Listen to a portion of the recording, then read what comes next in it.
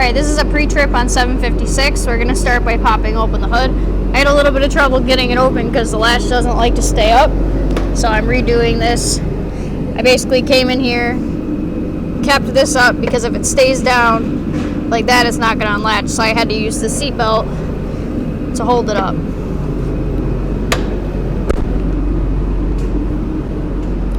And if you come around to the front, you can just push it up a little and then get your hand in there if you can. There's a little lever inside.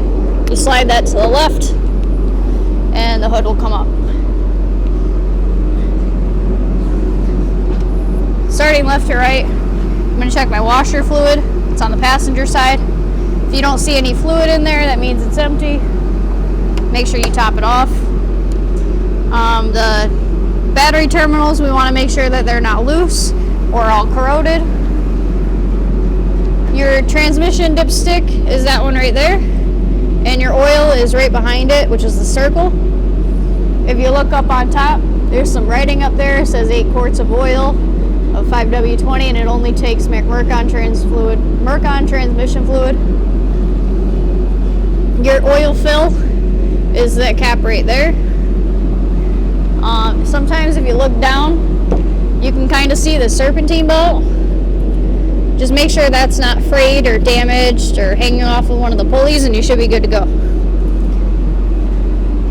Also down there on this side, that rusty rod that I'm kind of shining my light on right there, that's your steering bar thing. Make sure that's not all loose and wiggly. That's not good. This reservoir right here is your power steering. Just make sure that fluid's in between max and min.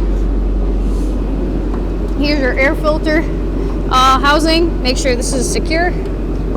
Right here's your coolant level. Make sure it's in between max and min. I believe the writing is on this side. It is. So you'll kind of be able to see it. It'll say max and min. And directly right behind it, that's your brake fluid. Once again, the fluid needs to be in between max and min. Here's your fuse box cover. Make sure this cover is always on here. You don't want to corrode anything, because that's not good. So we're going to move on to checking oil and transmission fluid. Oil, you always check when the vehicle is off. It's the only way you can do it. It's how you can get an accurate level reading. I'm going to see if I can kind of stand this up a little.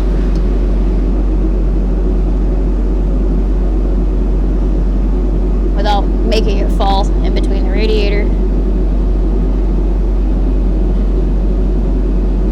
Sure. Okay, so I'm going to pull the circle first. This one's your oil. If you can't break it free, just kind of give it a little twist and it should pop right out. I'm going to wipe it off the first time. Then I'm going to stick it back in the hole.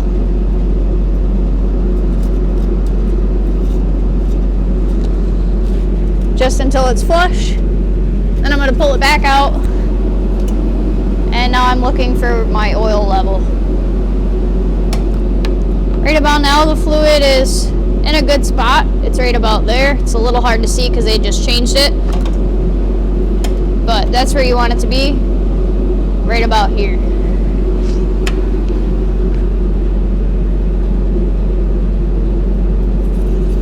Your transmission fluid, you always check while the vehicle is on and running.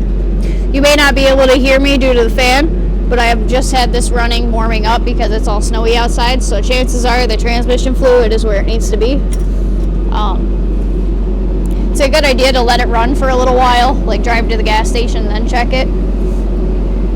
Just because all the fluid will be in the injectors and circling around where it needs to. But it's the same thing, you wipe it off. You put it back in, take it back out, and now you're looking for your fluid level. On this side, you'll see a bunch of dots. Right in there is where you want it. So it's at a good spot right now.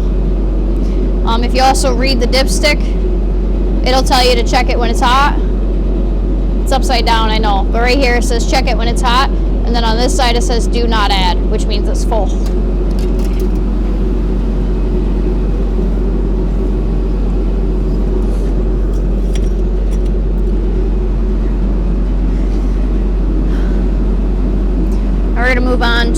tires. Then we'll do in-cab and lights. Your tires are really important. You have your PSI rating right here on the fender. There should be one on all 4 corners. Make sure you check your lug nuts. Make sure all of those are tight. Look inside the rim. Check your rotor. Make sure it's not all wavy. Check your tread. Stick your finger in there if you can't fit, or if it doesn't come almost halfway up your fingertip, that's not enough tread. Check your spring out. Make sure it's not all cracked and damaged. Check your shock, which is right behind it. Make sure you don't see any oil dripping down in there. Check all your steering components, your tie rod and sway bar. Make sure all of those are tight. And then finally look on the bottom of your tire. Make sure you don't see any oil dripping down from there.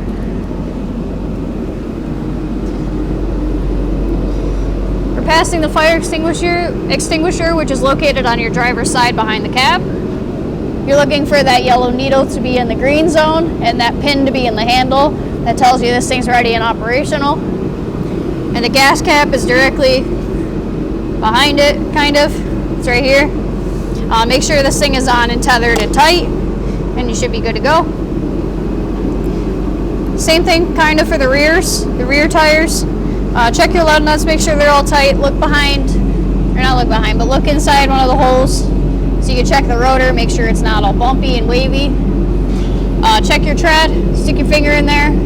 Should come at least halfway up your fingertip. Check your leaf springs out, make sure they're not cracked and damaged. And then once again, you're looking for your axle seals, or your axle seal. You're looking to see if it leaks or not. You'll see oil dripping down in there. Move on to inside the cab. Right in the door jamb, somewhere you should see GVWR. That is your weight rating. That's located right here in this line. This thing is 10,000 pounds. You'll need that for information on your driver's log. And inside the back seat over on the passenger side, you'll find your first aid kit and your triangles. You'll need those in case you have an accident or gets pulled over or something. Right here on your checklist is where you put your weight. So right here it would say 10,000 pounds. Right here is your height.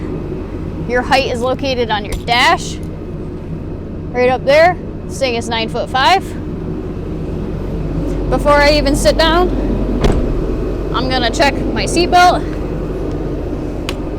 Make sure it clicks. And if it latches into place, great. You're also gonna check your doors, make sure they're secure. Make sure they're not gonna unlatch from you. All that good stuff. And as I'm coming in here, I'm gonna check out all my lights, make sure everything works. Your keys should never be left in the cup holder or inside the vehicle. They should be locked up in the job box that's located behind the tanks. That prevents you from locking your keys in the vehicle. I'm just gonna turn my accessory switch on so I can check all the lights without, cutting in and out and all that fun stuff. First thing I'm looking for is all my glass features. Make sure nothing's broken, damaged, or chipped. That's important.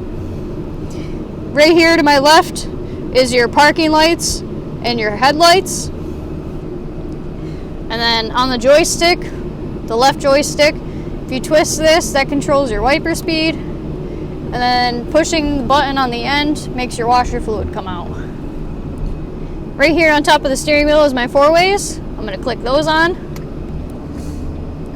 And then on the floor to my right is my CB radio. That's a good thing to check. You use this volume dial to turn it on and off. Always make sure it says channel 2. Then you're going to check with your co-workers to see if they can hear you. There's a microphone for it down there. You just push in the button.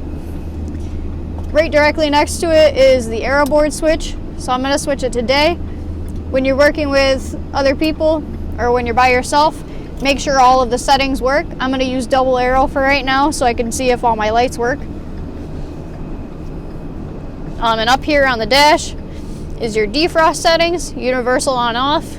Make sure everything blows. You should be good. Right here is your beacon switch. If you flip that on, your beacon should be on. Since we're already in here, we're gonna check our horn. Make sure that works. Your parking brake is located right next to the hood lever. To check that, you're gonna push this thing in. You should see that brake light come on. And then when you're testing it, you're gonna put your foot on the normal brake. You're gonna put it into gear. And if this truck doesn't move after you've taken your foot off the brake, then you know your parking brake works. And back in reverse, don't ever get out of the truck with your parking brake on. To release it is this lever right here that says brake. You may have to help it up a little bit, but it'll come up. And then that's how you disengage it. Okay, so we're gonna walk around. I'll show you where all the lights are.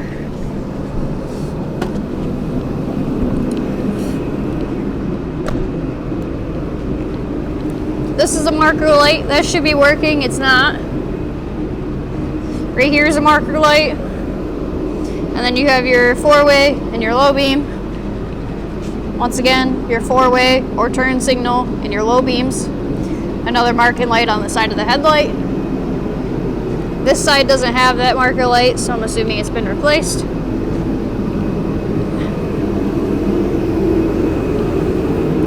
Right here you have your brake and turn signals on each side.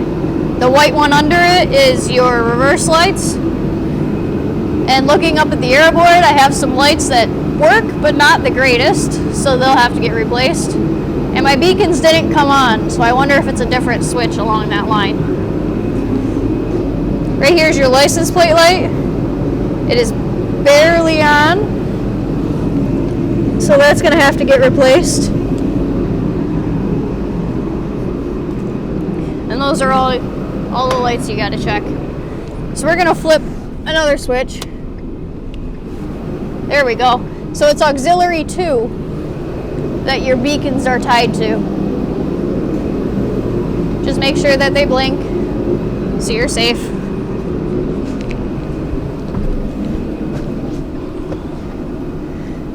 High beams. To turn your high beams on, you just pull the stick towards you, and that jellyfish over there tells you that they're on. And if you click it again, they turn off. So I'm going to turn them on. I'm going to turn my four-ways off. I'm going to stick a random turn signal on. Then I'm going to turn my aero board off, so I'm not killing all the battery. So I'm looking for high beams and my turn signal. There's my turn signal, and my high beams are on. You'll know if one of them isn't working because the headlight will be out. They're in the same bulb housing, it's just a different bulb. Looking for the back one too. Yep. Brake and reverse lights are easier to check with another person, just so it's a little bit safer. Everybody's working pretty hard right now, so it should be okay. So, just to go over it again, we went through our high-lows headlights, marker lights, four-ways, turn signals. Once again, brake and reverse lights you do with another person so you're safer. Your beacons, mirrors, windshield wipers, horn gauges. Your gauges, remember, you check when you turn on the vehicle, just make sure everything's working properly. Your fire extinguisher and triangles, those are good. We checked all of our under hood fluids and our belts. Exhaust system, you check while the vehicle's running. You're looking for anything loud and obnoxious. Right here, we did our fuel cap, doors. We don't have mud flaps. We checked all of our suspension components. As you're driving down the road, listening for any unusual sounds. And we checked the rest of that, so we're good. Your driver's items, make sure you have a driver's license. This thing is 10,000 pounds, so it's a normal driver's license, Class D, nothing special. Make sure you always have your medical card on you and your proper PPE. It's a spray truck, so hard hat, safety glasses, gloves, long sleeve shirt, pants, boots, socks, etc. Make sure you get a good night's sleep, and your brakes are already self-adjusted, so you don't got to worry about that. The GCVWR, remember, is 10,000 pounds. That's where your weight goes, and your height goes right here, right under it, at 9'5". This is the box that you put any deficiencies, so whatever is wrong with your truck, and then you get to sign your life away. Okay? Have a good work day.